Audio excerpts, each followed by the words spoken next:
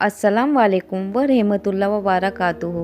मेरी बहनों, इस दुनिया में जितने भी धर्म या मज़हब पाए जाते हैं सबको दो हिस्सों में बांटा जाता है, यानी दो कैटेगरी में डिवाइस किया जाता है। पहली कैटेगरी को आसमानी मज़ाहिर के नाम से जाना जाता है, जबकि दूसरी कैटेगरी को हिंदुस्तान के धर्मों के नाम से जाना जाता है। आसमानी मज़ाहिब में ख़ास तौर से मुसलमान, यहूदी, ईसाइयों को गिना जाता है और ये वो मज़हब है जिनके अंदर आसमानी किताबों के अंदर यकीन रखा जाता है और साथ ही साथ पैगंबरों के आने पर भी यकीन रखा जाता है। मतलब तीनों मज़हबों को फॉलो करने वाले लोग नबियों और रसूलों पर यकीन रखते हैं कि जो खुदा की तरफ से वक्त वक्त पर ज़रूरत के हिसाब से हमारी दुनिया के अलग अलग इलाकों में भेजे गए थे। यानी दुनिया को सीधा रास्ता दिखाने के लिए, लोगों को बुराइयों से बचाकर अच्छाइयों की दावत देने के लिए इन तीनों मज़हबों को, यानी आसमानी मज़हब को इब्राहिम मज़हब के नाम से भी जाना जाता है। वो इसलिए क्योंकि इन तीनों मज़हब का कनेक्शन किसी न किसी तौर से ऊपर जाकर अल्लाह के एक मशहूर पैगंबर हज़रत इब्राहिम अलैहिस्सलाम से जुड़ जाता है। जी हाँ, तो मेरी प्यारी बहनों, वही इब्राहिम अलैहिस्सलाम जिनको जहाँ एक तरफ मुसलमान इब्राहिम अलैहिस्सलाम कहते हैं, वहीं दूसरी तरफ यहूदी और ईसाई अब्राहम के नाम से भी जानते हैं। और प्यारी बहनों, वहीं दूसरी तरफ अगर बात करें हिंदुस्तान धर्मों की तो इनमें ख़ास तौर से गिनती होती है हिंदुइज़्म, सिखिज़्म और जैनिज़्म और बुद्धिज़्म जैसे धर्मों की। और इनको हिंदुस्तानी धर्म इसलिए कहा जाता है क्योंकि ऐतिहासिक तौर पर इनका कनेक्शन सीधे तौर पर हिंदुस्तान की सरजमीन से जुड़ जाता है। मगर प्यारी बहनों, आप लोग अगर इस्लाम की सबसे मुक़द्दस किताब कुरान करीम को पढ़ेंगे तो आपको पता चलेगा कि हज़रत मोहम्मद मुस्तफ़ा सल्लल्लाहु ताला अलैहि वसल्लम इस्लाम के आखिरी पैगंबर थे। यानी इनके बाद अब कोई भी नबी और रसूल नहीं आएगा, और जब कोई नबी और रसूल नहीं आएगा तो जाहिर सी बात है कोई आसमानी किताब भी नहीं आएगी। मगर याद रहे, इससे पहले दुनिया में बेशुमार नबी और रसूल आ चुके हैं, जिनमें से ज़्यादातर तो ईसाई और यहूदी धर्म के लोग भी यकीन रखते हैं। और यहाँ तक कि हदीस और कुछ ऐतिहासिक किताबों में ये बात भी साफ तौर पर बताई जाती है कि आखिरी पैगंबर हज़रत मोहम्मद सल्लल्लाहु ताला अलैहि वसल्लम तक हमारी इस दुनिया में कमाबेश 1,24,000 नबियों को भेजा गया था, और इनमें से सिर्फ 25 नबियों का ही नाम कुरान शरीफ के अंदर मौजूद है। इसके अलावा अगर हम लोग सभी हदीस की किताबों की मदद ले ले, ऐतिहासिक किताबों की भी मदद ले ले, और यहाँ तक कि हम लोग यहूदी और ईसाइयों के सारी किताबों की मदद ले ले, जब भी ज़्यादा से ज़्यादा 100 नबियों के नामों को ही ढूंढ सकेंगे। यानी कि डिटेल के साथ हम बहुत कुछ ज़्यादा से ज़्यादा 100 नबियों के बारे में ही जान सकेंगे। मगर हाँ, इन तमाम चीज़ों के बावजूद भी इस बात में कोई शक नहीं है कि कुरान के मुताबिक दुनिया की हर कौम में एक न एक नबी तो जरूर भेजा गया है। इस दुनिया में जहाँ भी आबादी रही है, जहाँ जहाँ पर भी इंसान रहा हुआ है, जहाँ जहाँ पर भी छोटी बड़ी कौम आबाद रही है, वहाँ पर उनकी हिदायत के लिए अल्लाह की तरफ से एक न एक नबी रसूल भेजा गया है। मगर मेरी बहनों, हमें जब कभी भी ये बात बताई जाती है तो सबसे बड़ा सवाल ये पैदा होता है, जो हमारे दिमाग में सबसे पहले आ जाता है, वो यही होता है कि अगर दुनिया के हर इलाके में नबी आए हैं, हर कौम में एक नबी को भेजा गया है, तो आखिर फिर हमारे खुद के इलाके में हिंदुस्तान में कौन से नबी आए थे?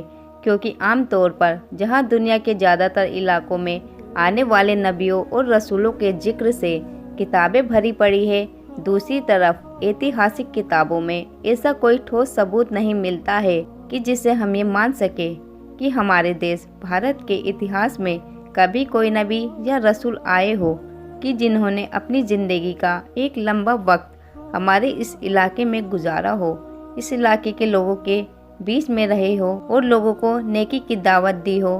तो प्यारी बहनों, आज की इस वीडियो में हम इतिहास की मदद से ये जानने की कोशिश करेंगे कि हमारे देश भारत में अल्लाह के कौन से नबी या रसूल आए थे, कोई आए भी थे या फिर नहीं आए थे। अगर कोई नबी आए थे तो उनका नाम क्या था और वो कौन से दौर में आए थे। तो प्यारी बहनों, सबसे पहले तो हम आपको ये बताते चले कि आप में से जितने भी लोगों के दिमाग में अक्सर ये सवाल आता रहता है और उनको परेशान करता रहता है तो उन सभी को ये जानकर हैरानी होगी।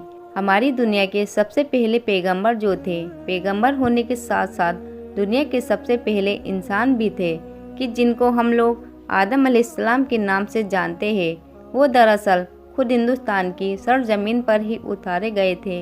यानी कि दुनिया के सबसे पहले इंसान, पहले नबी हिंदुस्तान में ही आए थे। उस दौर में हज़रत आदम अलैहिस्सलाम को जिस पहाड़ी पर उतारा गया था, दरअसल आज के दौर में वो श्रीलंका में मौजूद है और यहाँ तक कि आज तक वहाँ पर उनके कदम मुबारक के निशान मौजूद है।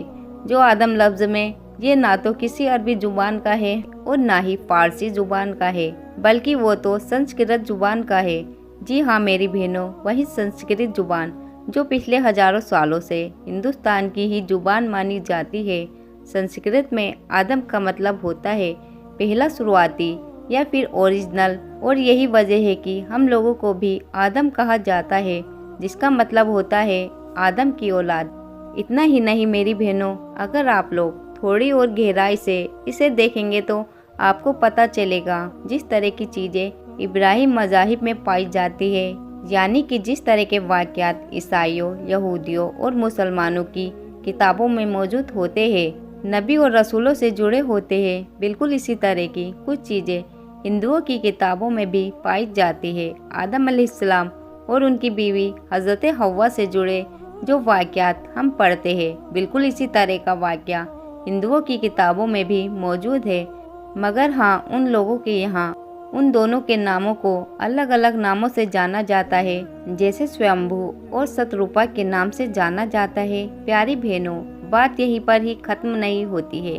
मिसाल के तौर पर भारत और श्रीलंका के बीच में मौजूद इस ब्रज को ही ले लीजिए। इस ब्रज को एक तरफ जहां मुसलमान और यहूदी और ईसाई हद से ज़्यादा अहमियत देते हैं, तो वहीं दूसरी तरफ हिंदू धर्म में भी इसे पवित्र माना जाता है।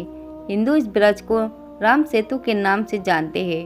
उनके मुताबिक यही वो ब्रिज है जिसकी मदद से उनके भगवान श्री राम और माँ सीता को बचाने के लिए भारत से श्रीलंका में दाखिल हुए थे। वहीं दूसरी तरफ ईसाई, मुसलमान और यहूदी इस ब्रिज को एडम ब्रिज के नाम से जानते हैं और इसको सीधे तौर पर हज़रत आदम अलैहिस्सलाम से जोड़ते हैं। उनके मुताबिक यही वो ब्रिज है जिसकी मदद से हज़रत आदम अलैहिस्सलाम श्रीलंका से भारत में दाखिल हुए थे। मगर मेरी प्यारी बहनों, इन तमाम चीज़ों से अलग हटकर जो सबसे ज़्यादा हैरान कर देने वाली चीज़ है, वो दरअसल हज़रत नूह अलैहिस्सलाम का इतिहास है।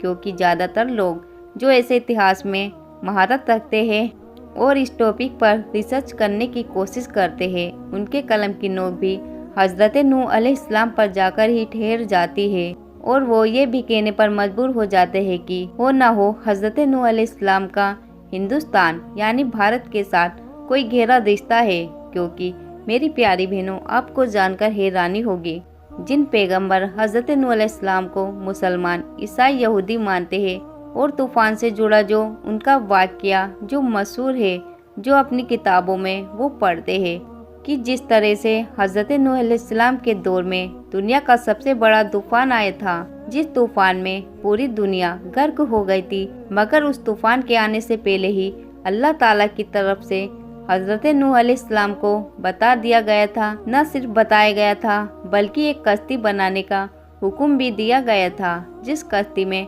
बैठने वाले लोग इस खतरनाक तूफान से बच गए थे। बिल्कुल इसी तरह का वाक़या हिंदुओं के वेदों में भी पाया जाता है। मगर हिंदुओं की पवित्र किताबों में इस कैरेक्टर को नूह नहीं बल्कि मनु कहकर पुकारा गया है, यानी बड़े सैलाब वाला मनु। और बाकायदा ये वाक़या भी मेंशन है कि किस तरह से इस बड़े सैलाब से बचने के लिए मनु ने कश्ती बनाई थी। साथ ही साथ हम आप लोगों को ये भी बताते चले, संस्कृत जुबान में भी नूह का मतलब कश्ती वाला होता है।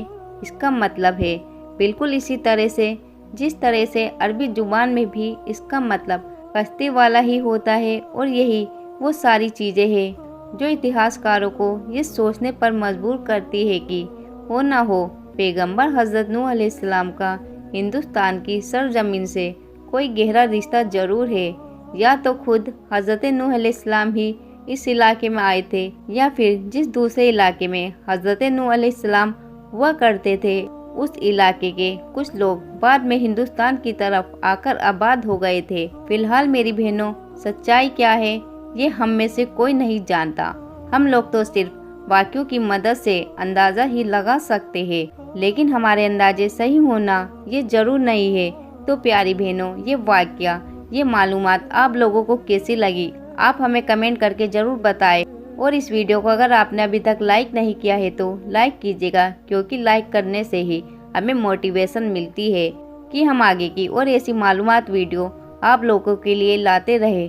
तो मेरी बहनों, वीडियो देखने के बाद, वीडियो को शेयर करने के बाद हमारे चैनल पर और भी बहुत सारी वीडियोस ऐसी बनी हुई है जो आपकी मालूमात में इजाफा करेंगी, तो उन सबको जरूर देखा करें। हम मिलते हैं आपको फिर एक नई अगली वीडियो के साथ। तब तक के लिए अस्सलाम वालेकुम, अल्लाह हाफिज़।